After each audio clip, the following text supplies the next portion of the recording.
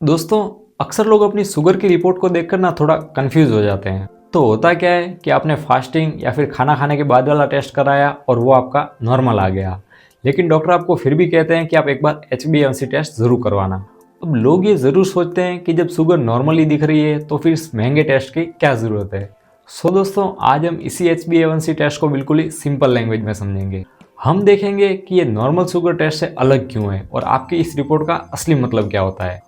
और हाँ दोस्तों, आजकल सोशल मीडिया पर हेल्थ से रिलेटेड काफ़ी कंफ्यूजिंग और गलत इन्फॉर्मेशन भी चल रही है। सो अगर आप सही, ट्रस्टेड और ऑथेंटिक हेल्थ, मेडिसिन और लैब टेस्ट की सारी जानकारी बिल्कुल ही फ्री और सिंपल लैंग्वेज में रेगुलर पाते रहना चाहते हैं तो दोस्तों अपने चैनल विपुल हेल्थ डिकोड को सब्सक्राइब जरूर कर दें।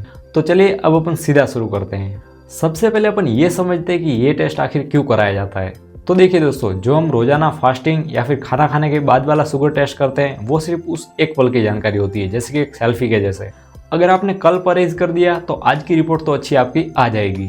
लेकिन दोस्तों, जो HbA1c टेस्ट होता है ना, वो आपके पिछले 2 से 3 महीने की एवरेज शुगर लेवल बताता है। हम इसे एक CCTV फुटेज की तरह देखते हैं जो बताता है कि पिछले 90 दिनों में आपकी शुगर का लेवल सच में कैसा था। तो दोस्तों, ये डायबिटीज की पहचान करने और पुराने पेशेंट की मॉनिटरिंग के लिए सबसे बेस्ट तरीका माना जाता है। अब दोस्तों, आप ये जरूर सोचेंगे कि ये फिर पिछले 3 महीने का रिकॉर्ड कैसे बताता है। तो दोस्तों, हमारे खून में रेड ब्लड सेल्स होते हैं जिसमें हीमोग्लोबिन नाम का प्रोटीन होता है। जब हमारी बॉडी के अंदर शुगर घूमती है तो वो नेचुरल तरीके से इस हीमोग्लोबिन पर चिपक जाती है। क्योंकि दोस्तों, एक रेड ब्लड सेल्स की जो लाइफ होती है ना, वो लगभग 4 महीने होती है। इसलिए हम ये देख सकते हैं कि उस पर कितनी शुगर चिपकी हुई है। अब जितनी ज़्यादा उसके ऊपर शुगर चिपकी हुई होगी उतना ही हाई अपना HbA1c टेस्ट आएगा। इससे दोस्तों हमें पिछले 3 महीने का एक एक्यूरेट एवरेज मिल जाता है ना। अब दोस्तों, हम देखते हैं कि इसकी नॉर्मल रेंज का मतलब क्या होता है। तो दोस्तों, रिपोर्ट्स में ये वैल्यू हमेशा परसेंटेज में दी जाती है। हालांकि हर लैब की रेंज थोड़ी अलग हो सकती है, लेकिन जो इसका आमतौर पर मतलब होता है ना, वो दोस्तों ये होता है। अगर 5.7% से कम है तो इसका मतलब ये नॉर्मल है, मतलब कि आपकी शुगर कंट्रोल में है। 5.7% से लेकर 6.4% है तो दोस्तों ये प्री डायबिटीज़ की स्टेज है। इसका मतलब है कि आपको डायबिटीज़ होने का रिस्क है और अब आपको अपनी लाइफस्टाइल और डाइट पर ध्यान देना शुरू कर देना चाहिए। 6.5% या फिर उससे ज़्यादा है तो दोस्तों ये डायबिटीज़ की कैटेगरी में आता है। लेकिन दोस्तों, as a pharmacist and lab technician मैं आपको एक बात ज़रूर कहूँगा, सिर्फ एक रिपोर्ट को देखकर आपको खुद को डायबिटिक नहीं मानना है। डॉक्टर अक्सर इस टेस्ट को दोबारा करते हैं या फिर किसी और टेस्ट के साथ भी कंफर्म करते हैं। अब दोस्तों, हम बात करते हैं इसके हाई वैल्यू के मतलब की। अगर आपका HbA1c हाई आया तो इसका सीधा मतलब यही है कि पिछले कुछ हफ्तों में आपका ब्लड शुगर लेवल कंट्रोल में नहीं था। डायबिटीज़ पेशेंट के लिए डॉक्टर का जो टारगेट होता है वो दोस्तों अक्सर 7% से नीचे रखने का होता है। अगर ये 8% है या फिर 9% से भी ऊपर जा रहा है तो इसका मतलब ये है कि शरीर में शुगर का जो असर है वो दोस्तों धीरे धीरे बढ़ रहा है, जो कि आगे चलकर किडनी या फिर आंखों पर भी असर डाल सकता है। लेकिन दोस्तों, घबराइए मत, सही दवा और परहेज के साथ इसे भी आप वापस नीचे ला सकते हैं। अब दोस्तों, हम बात करते हैं कुछ ध्यान रखने वाली बातों की।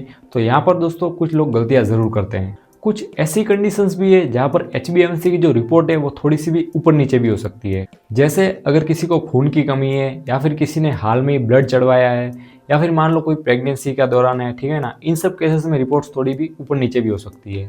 इसीलिए दोस्तों, अगर आपको ऐसी कोई कंडीशन है तो अपने डॉक्टर को आप एक बार ज़रूर दिखाएं ताकि वो आपकी रिपोर्ट को सही से समझ सकें। सो दोस्तों, इस टेस्ट की जो सबसे अच्छी बात है ना, वो ये है कि इसके लिए आपको भूखा पेट रहने की ज़रूरत बिल्कुल भी नहीं है।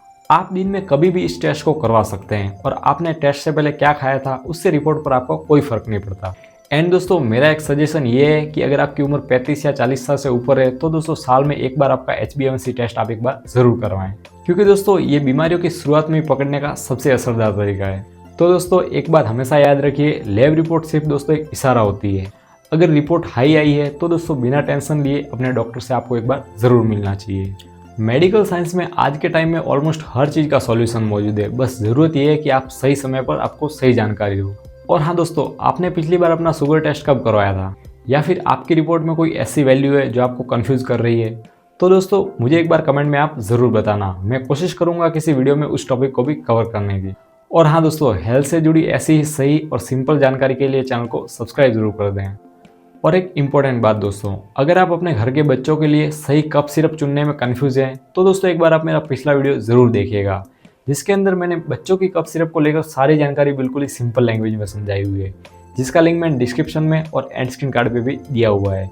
सो बस आप लिंक पे क्लिक कीजिए और उस वीडियो पे पहुंच जाइए, मैं आपका वहीं पे वेट कर रहा हूँ। सो मिलते हैं उस वीडियो में, तब तक के लिए स्वस्थ रहिए और मस्त रहिए। Thanks a lot, see you soon.